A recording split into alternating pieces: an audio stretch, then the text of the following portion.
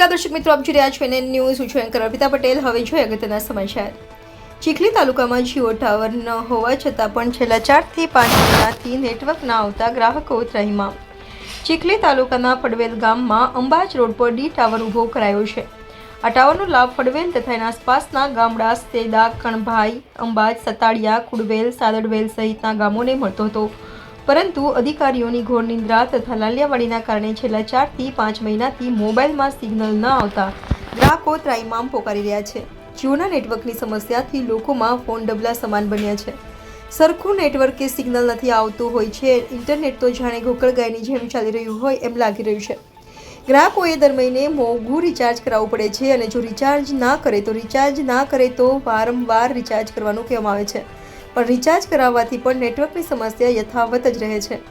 ઘરમાં ફોન આવતા કે જતા નથી. આજે ડિજિટલ યુગમાં અનેક કાર્યો મોબાઈલમાં કરવા પડતા હોય છે, પરંતુ ઇન્ટરનેટની સમસ્યાના લીધે લોકોની સ્થિતિ કફોડી બની છે.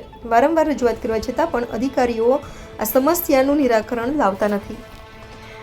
Reporter Bhupendra Patel, NN news, Chikhli. દર્શક મિત્રો, એનએન ન્યૂઝને લાઇક, શેર, સબસ્ક્રાઇબ કરો, બેલ આઇકન प्रेस करो જેથી આપને નોટિफिकेशंस મળતી રહે.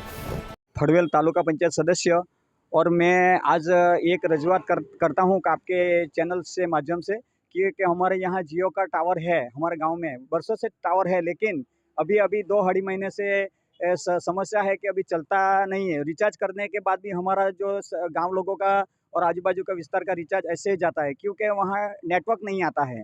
इसलिए बहुत बड़ी समस्या है. अगर हमारे इधर का जो उसका जो कर्मचारियों को हम लोग फ़ोन करते हैं तो वो लोग फ़ोन उठाते नहीं हैं.